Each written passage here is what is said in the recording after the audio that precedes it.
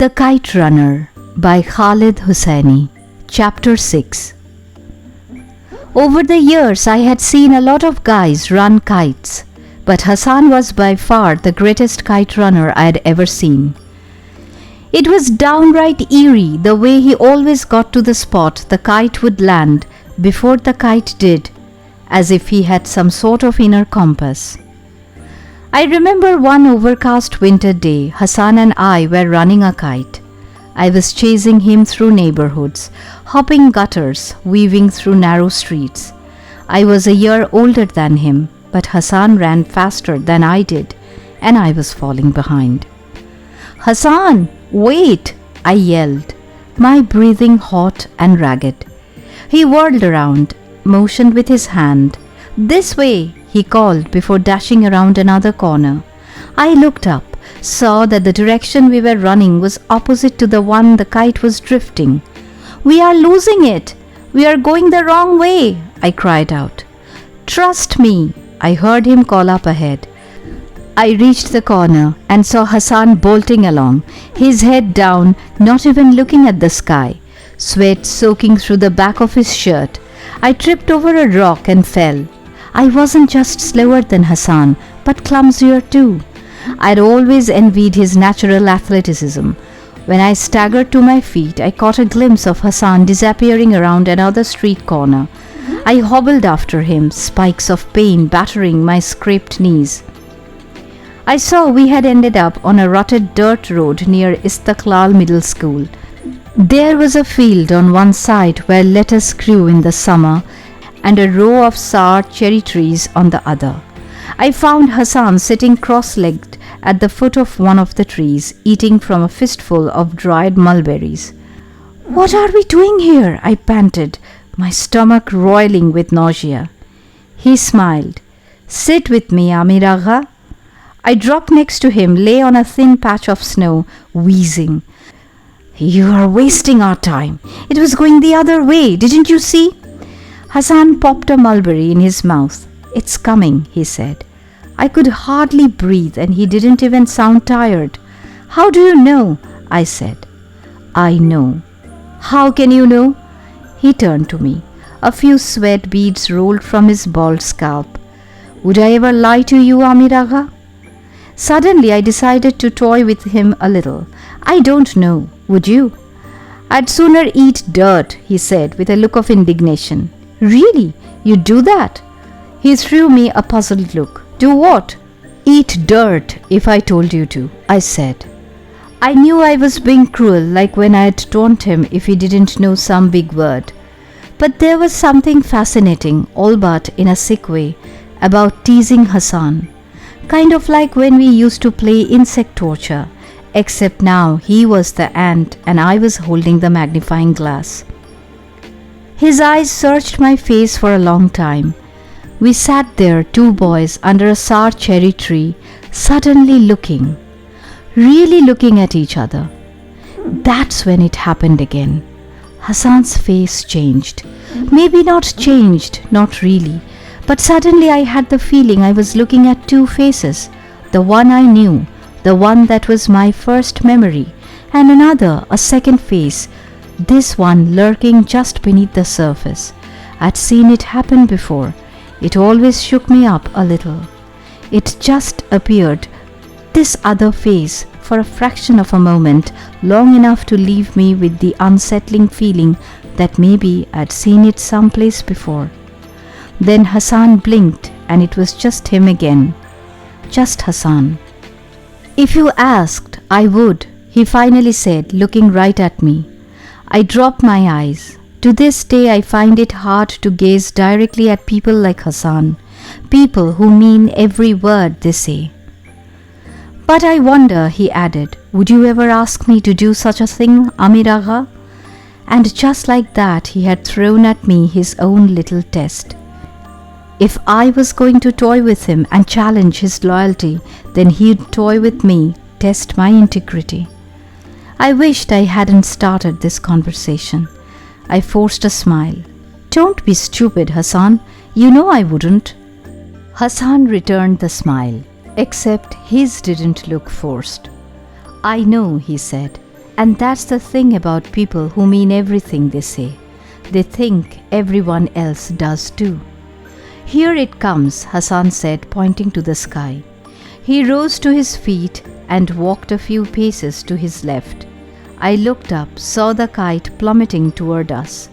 I heard footfalls, shouts, and approaching melee of kite runners. But they were wasting their time, because Hassan stood with his arms wide open, smiling, waiting for the kite. And may God, if he exists, that is, strike me blind if the kite didn't just drop into his outstretched arms.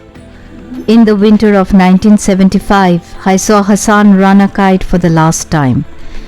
Usually each neighborhood held its own competition.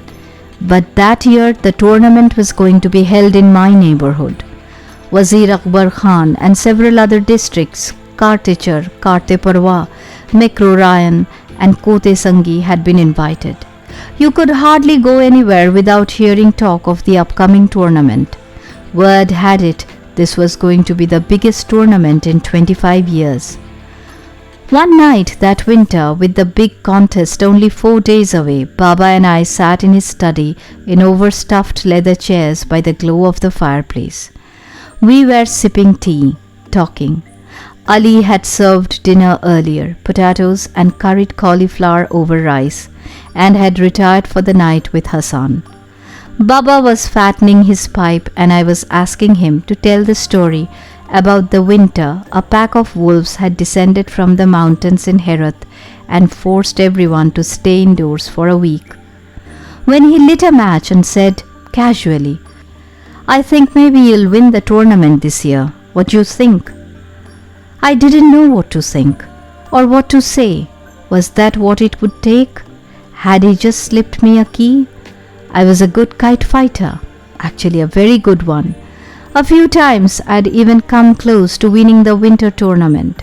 Once I'd made it to the final 3. But coming close wasn't the same as winning, was it? Baba hadn't come close. He had won because winners won and everyone else just went home. Baba was used to winning at everything he set his mind to. Didn't he have a right to expect the same from his son? And just imagine if I did win. Baba smoked his pipe and talked. I pretended to listen, but I couldn't listen, not really, because Baba's casual little comment had planted a seed in my head, the resolution that I would win that winter's tournament. I was going to win. There was no other viable option. I was going to win and I was going to run that last kite. Then I'd bring it home and show it to Baba. Show him once and for all that his son was worthy.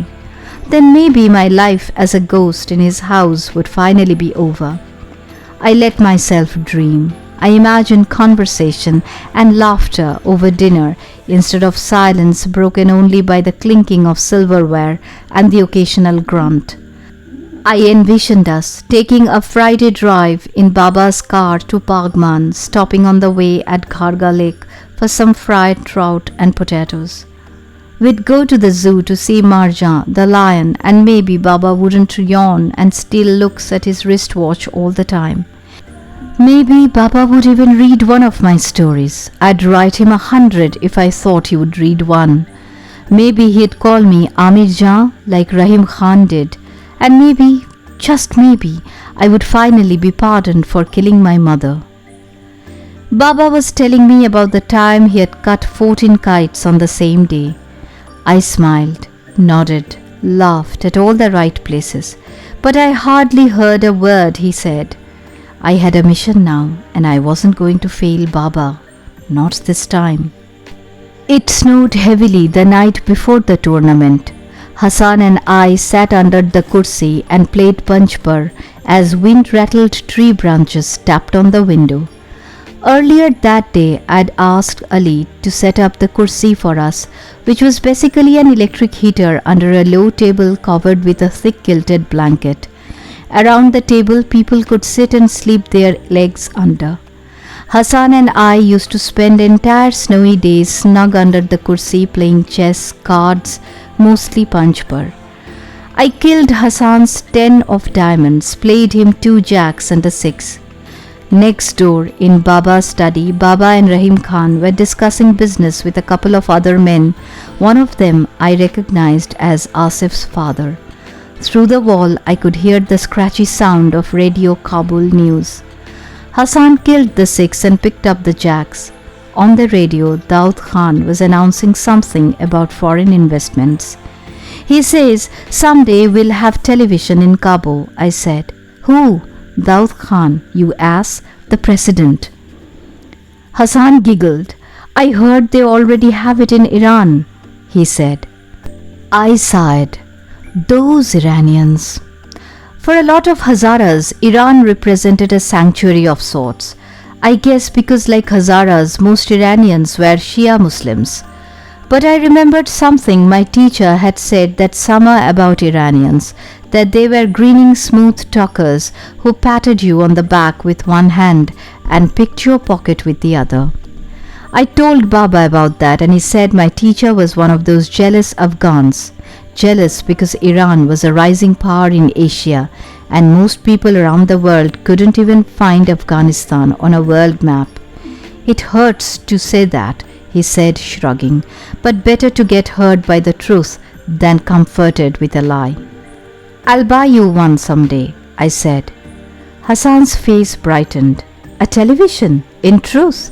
"Sure, and not the black and white kind either. We'll probably be grown-ups by then, but I'll get us 2. One for you and one for me."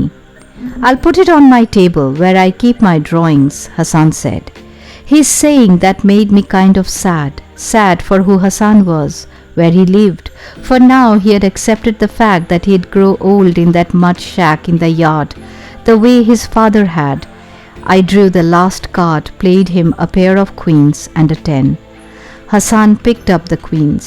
"You know, I think you're going to make Agha Sahib very proud tomorrow." "You think so?" "Inshallah," he said. "Inshallah," I echoed, though the God-willing qualifier didn't sound as sincere coming from my lips. That was the thing with Hassan. He was so goddamn pure. You always felt like a phony around him. I killed his king and played him my final card, the ace of spades. He had to pick up. I'd won, but as I shuffled for a new game, I had the distinct suspicion that Hassan had let me win. "Amir Agha?" "What?" "You know, I like where I live." He was always doing that, reading my mind. "It's my home." "Whatever," I said. "Get ready to lose again."